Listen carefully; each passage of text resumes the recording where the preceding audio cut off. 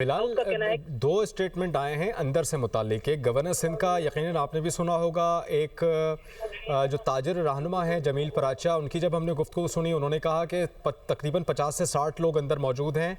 Governor Sindh कहते हैं कि 100 से ज़ायद लोग मौजूद हैं। रियलिटी क्या है आप ये बताइए मुझे, अंदर लोग हैं नहीं हैं या छुपाया जा रहा है, क्या मसाइल हैं? देखिए, इब्तदाई तौर पर ताजिरों ने गवर्नर सिंध को बताया कि अंदर लोग फंसे हुए हैं, जिस पर उन्होंने डीआईजी साउथ और कमिश्नर कराची जो है उनसे राब्ता भी किया। जब हमारी बात इसी मौजू पे डीआईजी साउथ से हुई तो उनका कहना था कि उनके पास अब ऐसी कोई स्पेसिफिक इंफॉर्मेशन नहीं है कि अंदर लोग फंसे हुए हों। ताहम 7 अफराद को उन्होंने रेस्क्यू ने जरूर किया है और डीआईजी साउथ का ये भी कहना था कि तब वो रेस्क्यू ऑपरेशन मुकम्मल कर लेंगे। ताहम उनके पास कोई ऐसी स्पेसिफिक इंफॉर्मेशन नहीं है कि अंदर लोग फंसे हुए हैं।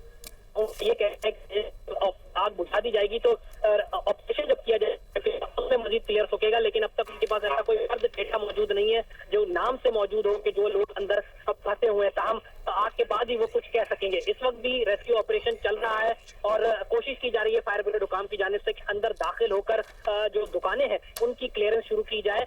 धुआं काफी ज्यादा है जिससे इस वक्त भी दुश्वारी हो रही है। वाटर टैंकर वक्तन पानी के यहाँ पर पहुंच रहे हैं। सड़कों को बंद किया गया है। हमारी बात हुई सफूरा हाइड्रेंट के हवाले से डीआईजी साउथ से, तो उनका कहना था कि डीआईजी ट्रैफिक को कहा है कि फौरी तौर पर सड़कों को क्लियर कराए और रात का वक्त है तो वैसे भी सड़कें अब क्लियर हैं। लेकिन इस वक्त 3.5 घंटे